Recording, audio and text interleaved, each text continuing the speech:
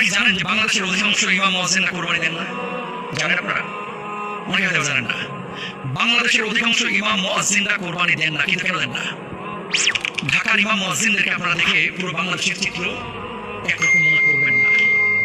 এই কোরবানির ওয়াজ হুজুররা করে, আপনাদেরকে সচেতন করে, মুয়াজ্জিন সাহেবরা আপনাদেরকে সচেতন করে, কিন্তু কোরবানি কেন দিচ্ছে না? একটা কোরবানি করেছে। পরশুদিন আমার একটা প্রোগ্রাম ছিল পরিবর্তন ফাউন্ডেশনের বগুড়ায়, 400-450 আলেম এসেছিলেন। মনোহর ভাই আয়োজন করেছিলেন। তাদের স্বাবলম্বীকরণ প্রকল্প এবং দামি নির্বাচনের ক্ষেত্রে করণীয় কি শীর্ষক আলোচনায় আমি অংশগ্রহণ করছিলাম। 5 জন ইমামকে আমি জিজ্ঞেস করেছি, আপনাদেরকে দিনাজপুর, রংপুর, ঠাকুরগাঁও, পঞ্চগড়, কুড়িগ্রাম, নাগরশালী এদিকে বেতন দেয় কত মসজিদে? হুজুর বেতন দেয় 3000 টাকা। বেতন দেয় কত? বেতন দেয় 5000। আর আল্লাহর ওলি জিজ্ঞেস করলাম, আপনি কত পান? হুজুর আমার বেতন দেয় না। আমার বলে দিচ্ছে, হুজুর ধান যখন তুলবে, ধান কালেকশন করবে, ধান বেচে বেতন নিন। বুঝছেন বাংলাদেশের অবস্থাটা কোথায়? আরেক জায়গায় রসুন বেচে হুজুর টাকা নিন, মানে মানুষের বাড়ি বাড়ি হুজুরই রসুন তুলে নিয়ে নিয়ে আসার পরে রসুন বিক্রি করে